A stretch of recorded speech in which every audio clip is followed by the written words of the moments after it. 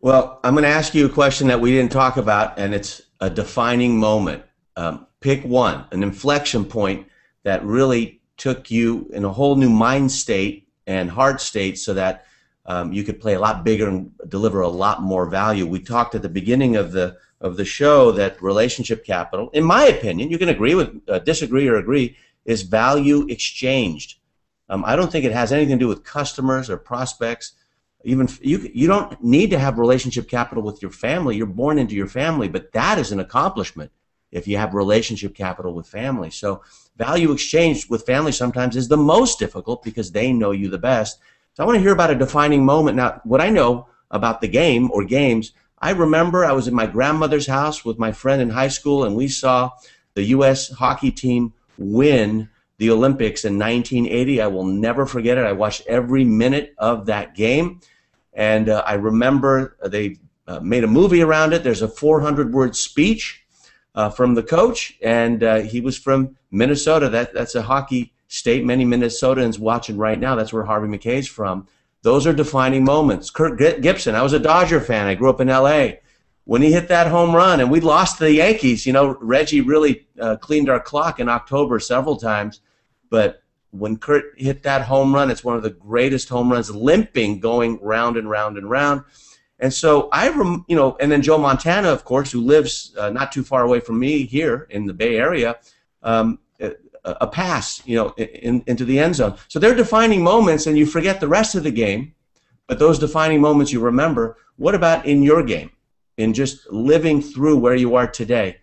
What would you say is number one? There's a couple here, but the first defining moment, I talk about this in the book, is what else. I believe in what else times what's next equals first to market, and I'm a very big first to market guy today. I want to be the first. I want to come up with something that's unusual, original. I want to come up with something for my customers and my clients that hasn't been done before. So I'm about 13 years old, 14 years old, and I have my paper route.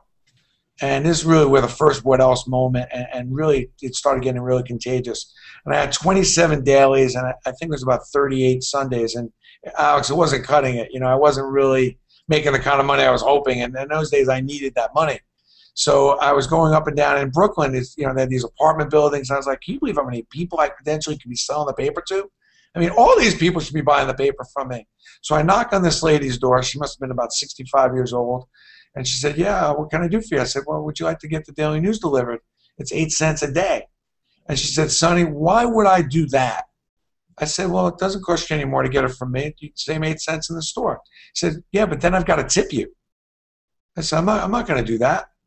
And I went home. I was scratching my head, and I was like, what else? What else can I do here? There's got to be something else that would give this person a feeling that I was providing a better service. And I decided, back in those days, there weren't a lot of bagel factories. Bagels were very hard to come by. This was around 1972. It was before Bagel Nosh, before bagels became a big deal.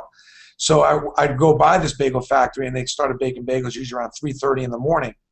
And sure enough, I go knock on the lady's door, and I said, listen, would you buy the Daily News for me and get it delivered? She said, listen, I told you yesterday, no. I said, yeah, but I'm going to bring you bagels on Sunday, and I'm going to bring you milk twice a week. She says, you would do that?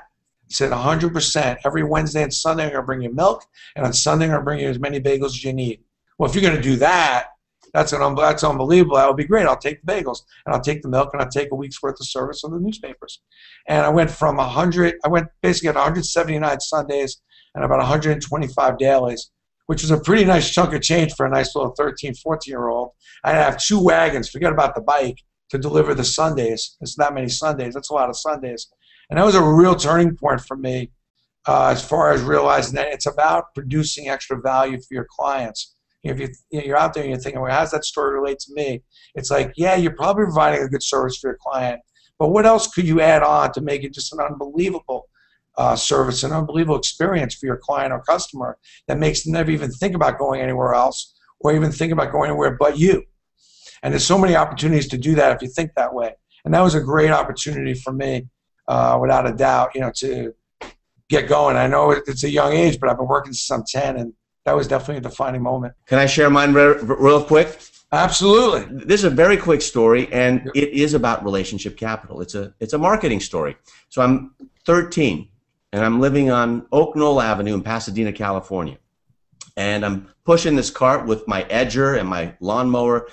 And my first and one of 5 clients is Mrs. Williams, who lives down the street, widow. And I've been trimming her sprinklers and edging them and mowing her lawn for about 3 years. And I'm making pretty good money. Like each yard is about $50 a month. And that's a lot of money back then as a 13-year-old.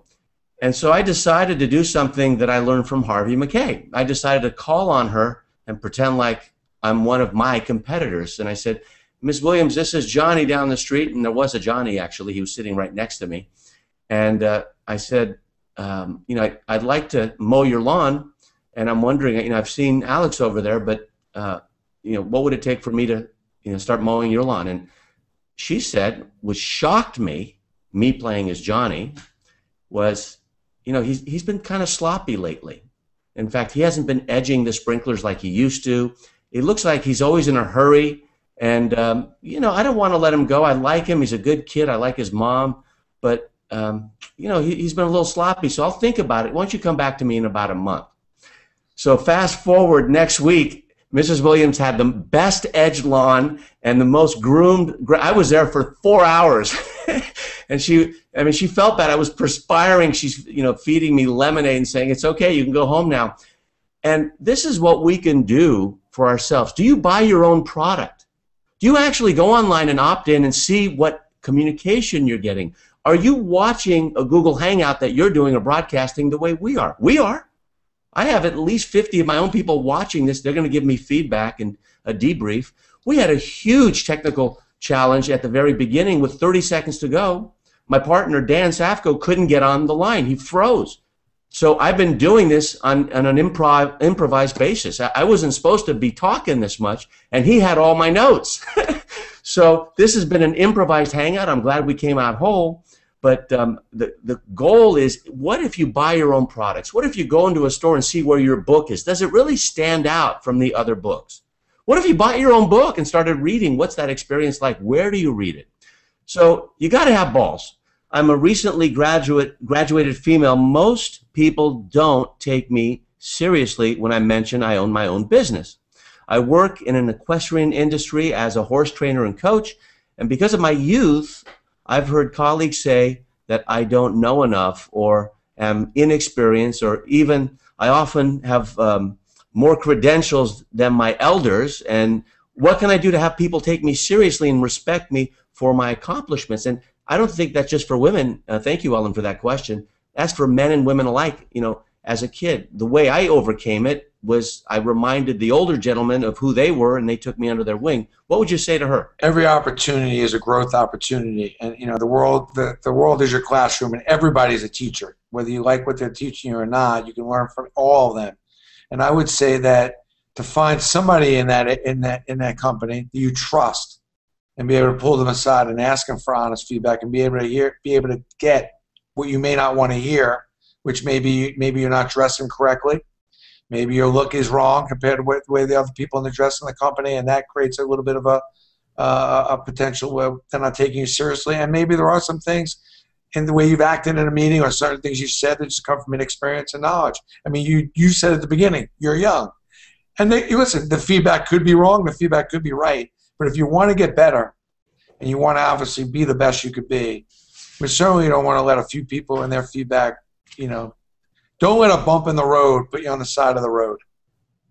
So, being really successful and getting it all together takes time, but also, taking feedback from people you trust is very important. And I think it's critical that not everybody's intent when they give you feedback is always to be accurate and be constructive. So it's important that you do get that from people you do trust. And I'm sure there's somebody at the company that you trust you can ask to say, hey, what's the difference between me where I am now and me being somebody who's really serious in this company, that's taken really seriously, that's on an advanced level on the progressive state? What can I do where I am now, and what's the difference between that person and the person who's in an advanced state at this company, progressing and being taken very seriously? Can you give me what the gap is here? And then you take that feedback for what it's worth.